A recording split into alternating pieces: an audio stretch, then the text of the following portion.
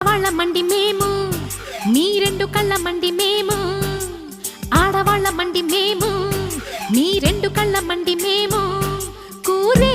మీరైతే